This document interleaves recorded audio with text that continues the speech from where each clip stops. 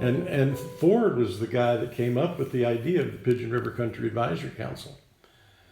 What do you mean? You want an advisory council? A bunch of people, the citizens and Joe Layman that's going to tell us how to manage forests?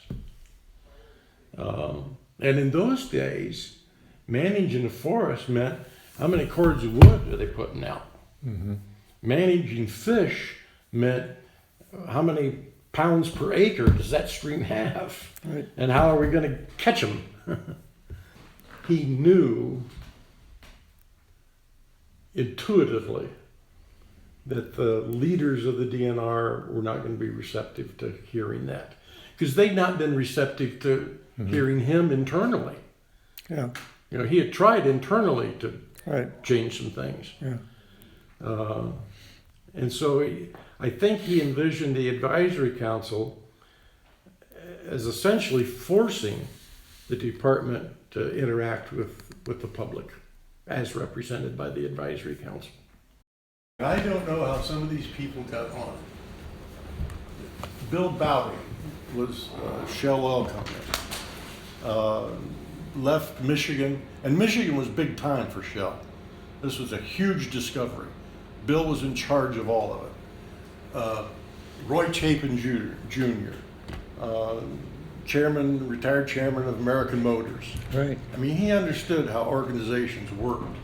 Rube Cutler was a professor at Michigan State, left here and ended up as the assistant secretary of the Interior for the Forest Service under Carter, and then left that to become the head of the Audubon Society nationally, the executive director. Smart, maybe one of the smartest guys I'd ever meet. I'd come home, I made it a goal. After every meeting, I'd go home and get out my dictionary and figure out the word that Rube Cutler used. Wow. John Hood was the headmaster at Interlochen School. Mm-hmm. I mean, he was dealing with all kinds of heavy-hitting, diverse parents and fundraiser and smart guy, first chair.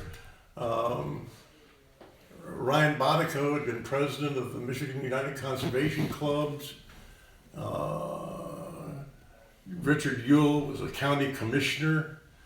I mean, there's just sort of a whole bunch. Harold Elgis, he was the guy behind the Alpine Village theme of Gaylord, president of the Gaylord Bank. Right. Smart, experienced, knowledgeable people. And so, and we had some, and here was Bill Bowdy at one extreme, oil drilling, but a little smart. And at the other end of the spectrum was Ford, who said no to everything about oil drilling. But it was all these smart people coming together and say, how can we make this work? Mm-hmm. Not to be overlooked in all of this is Ray Pfeiffer. Absolutely. And later on, Lee Ekstrom. No, Lee was first. Yeah. Oh, Lee was first. And Lee couldn't finish it.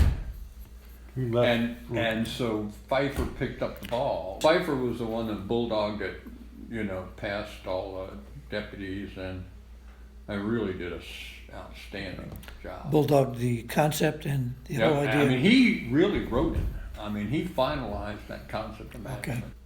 I don't know that the forest could have succeeded. I'm sure it couldn't have succeeded as well without the advisory council, because controversial issues, the department could hand off the controversial issues to the advisory council for advice, and it wasn't the damn DNR doing it. It was a group of citizens. Mm-hmm.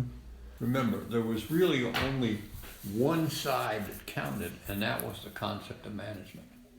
If it was in agreement with the concept, it was where we wanted to go. If it had brought some risk to the values that were addressed in the concept, or traded off any of the values that were highlighted in the concept, then that was something that we... But we always fought some of those battles.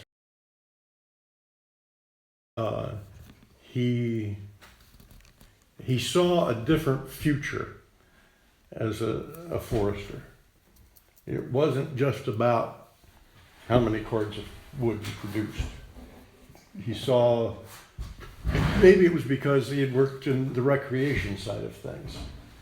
A lot of foresters at the time, in my view, were mainly focused on production. And Ned saw the forest as a whole, saw the wildlife values, appreciated the fishing, and lived here. Solitude, the value of solitude. Yes. I put it way up there. We were neighbors.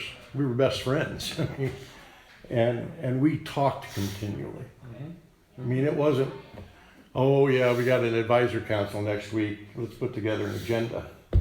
It's what are the issues we need to talk about. Everybody had their say. And Yeah. Right. And there had to be a whole lot of talking. There are folks that wanted it,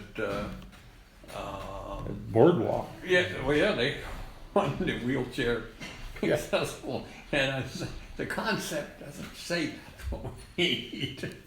This is a place for people who don't have those disabilities, and there's So- a place for that. There's a place for those with that. Just have to draw the line, or were you able in some cases to reach people who had a point of view and change it? I think it was all communications. Yeah. We didn't, in those days, have a whole bunch of committees. Everything was a committee of the whole. Okay. So when we got to a For point, sure, the first 10 years it was that way, yeah. yeah. So when we got to a decision point, everybody around that table understood it. And some here and some there might not have agreed, but most in the center did. Okay. A lot of these guys, as I was telling you, came to the advisor council with a diverse and in-depth background on a lot of about organizations, about leadership, about science, and when you got that group all, and then they became knowledgeable about the Pigeon River country. Well, that, in the beginning, there were a few people that knew the Pigeon Club. Many of them didn't. Yeah. So I was at every meeting trying to introduce them to some of the elements of the Pigeon. That's what we did particularly the second day. We'd go look at things right out here on the ground and talk about these issues.